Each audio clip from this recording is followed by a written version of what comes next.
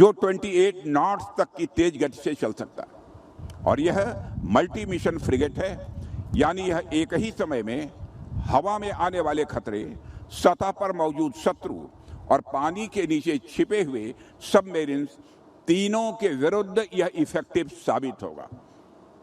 और सबसे महत्वपूर्ण बात, यह एक ब्लू वाटर शिप है, यानी यह केवल तट के पास ही नहीं है बल्कि दूर और गहरे महासागरों में हफ्ते तक भारत की समुद्री हितों की रक्षा कर सकता है। यानी हमारे देश भारत ने अब तक समुद्र के माध्यम से अपनी दिशा तय की है, पर अब हमारा देश समुद्र की दिशा तय करने की क्षमता भी अपने अंदर विकसित कर रहा है। और साथियों, INS महेंद्रगिरी का क्रेस्ट भी अपने आप में एक गहरा संदेश देता है। इसके क्रेस्ट पर महेंद्रगिरी पर्वत के शिखर पर विराजमान गोशार्क यानी बाज का चित्र अंकित है। और यह गोशार्क पक्षी अपनी तेज दृष्टि, अद्भुत धैर्य और सही समय पर निर्णायक प्रहार करने की क्षमता के लिए जाना जाता है। समुद्र में भी एक वारशिप से यही अपेक्षा होती है, वह हर समय अलर्ट रहे, दूर तक देख सके, हर परिस्थिति का सही आकलन करे और आवश्यकता पड़ने पर निर्णायक कार्रवाई करने में भी वह सक्षम हो। यह क्रेस्ट अपने आप में INS महेंद्रगिरी की कैपेबिलिटी का प्रतीक है। साथियों, INS महेंद्रगिरी की सबसे बड़ी विशेषताओं में से एक यह भी है कि इसमें 75% से अधिक इंडिजिनस कंटेंट का उपयोग किया गया है। यह आंकड़ा भारत की डिजाइन कैपेबिलिटी, मैन्युफैक्चरिंग एक्सेलेंस और डिफेंस इकोसिस्टम की बढ़ती हुई ताकत का यह प्रमाण है, ऐसा मैं मानता हूं। साथियों, INS महेंद्रगिरी में हमारे BrahMos surface to surface missile fit हो सकती हैं, जो दुनिया की सबसे तेज और सबसे घातक क्रूज मिसाइल्स में से एक है। और इसमें मल्टी फंक्शन राडार के साथ long range surface to air missiles का कॉम्बिनेशन है, जो आकाश से आने वाले किसी भी खतरे को दूर से ही पहचान कर नष्ट कर सकते हैं।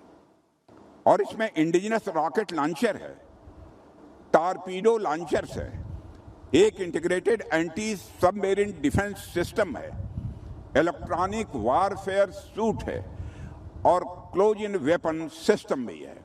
ये तमाम चीजें INS महेंद्रगिरी को महेंद्रगिरी पर्वत के समान ही अभेद और मजबूत बनाती हैं।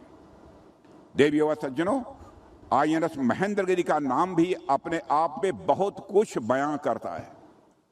महेंद्रगिरी पर्वत उड़ीसा के सबसे ऊंचे शिखरों में से एक है और हमारे शास्त्रों में ऐसा कहा गया है कि यह पर्वत भगवान परशुराम की तपह स्थली रही है। भगवान परशुराम एक योद्धा के साथ साथ वह एक ऋषि भी रहे हैं। उनमें आक्रामकता थी और शांति भी थी, उनमें युद्ध की वीरता भी है और एक जो तपस्वी का धैर्य होना चाहिए वह भी भगवान परशुराम में तपस्वी का धैर्य भी है। उनके हाथ में भले ही परशु हो यानी फावड़ा हो, पर उनका मन प्रशांत है, शांत है।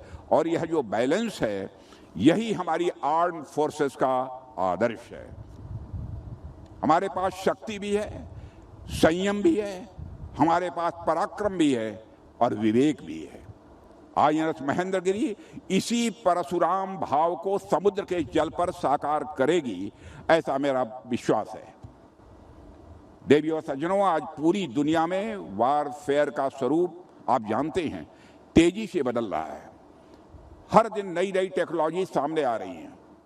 Drones, artificial intelligence, cyber warfare, space based capabilities, hypersonic weapon और अनमैन्ड सिस्टम्स की चर्चा आज हर डिफेंस फोरम में होती है।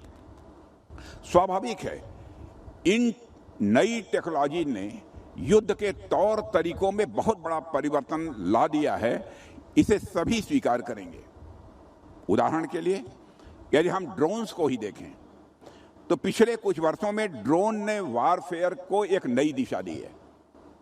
आज एक छोटा सा ड्रोन भी सर्विलेंस से लेकर प्रिसीजन स्ट्राइक तक अपनी भूमिकाएं निभा सकता है। इसलिए बहुत से लोग यह मानने लगे हैं कि फ्यूचर वार फेवर केवल नई टेक्नोलॉजी के आधार पर ही लड़ा जाएगा। देवी और सज्जनों, लेकिन मेरा ऐसा मानना नहीं है। यह जरूर है कि नई टेक्नोलॉजी ने युद्ध का स्वरूप अवश्य बदल दिया है, किंतु उनको कन्वेंशनल वारफेयर के मीन्स का महत्व कम नहीं किया है। युद्ध के जो मूल सिद्धांत हैं, उनकी पूर्ति के लिए जो स्ट्रांग कन्वेंशनल कैपेबिलिटी आज भी उतनी ही आवश्यक है जितनी पहले थी। Future wars may be fought with artificial intelligence, but they will